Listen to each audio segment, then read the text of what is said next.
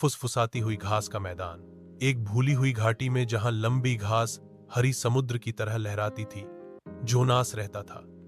एक पतला, गंभीर आदमी जिसके कंधे हमेशा अंदर की ओर मुड़े रहते थे, मानो वह अदृश्य बोझ ढोता हो। ईव सुबह की शुरुआत में वह शांत घास के मैदान से गुजरा, सिर झुकाकर विचारों में खोया हुआ।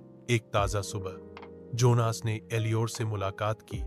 एक कमजोर, आकाशग्रे घोड़ा घास के मैदान के किनारे खड़ा था।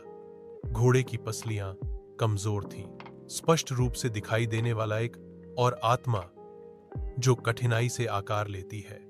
उनकी आंखें मिली, कोई डर नहीं, केवल साझा अकेलेपन की पहचान। जोनास करीब गया।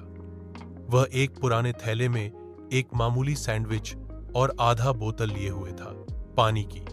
बिना एक शब्द के वह घास में बैठ गया, सैंडविच और पानी को पहुंच के भीतर रखते हुए। एलियोर ने सूंघा, फिर खाया। जोनास इंतजार करता रहा, शांत और धैर्यवान। दिन बीत गए। हर सूर्योदय पर जोनास वापस आया, सावधानी से। यह एलियोर को खिला रहा था, धीरे से घोड़े की पसलियों की मालिश कर रहा था। समय के साथ घोड़ा नरम होने लगा, उसकी परत चमक उठी, उसकी पसली की रूपरेखा फीकी पड़ गई, उसकी मुद्रा उठ गई और जोनास, उसकी पीठ सीधी हो गई, उसकी आंखें चमक उठी। तेज हुआ, एक हल्की मुस्कान उसके होंठों पर आई।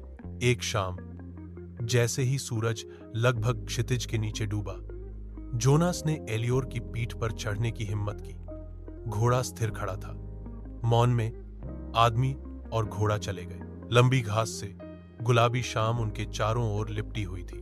उस रात दोनों एक उथले तालाब में अपनी परछाई तक पहुंचे, अब मजबूत, एक दूसरे के बगल में, अब टूटे हुए नहीं।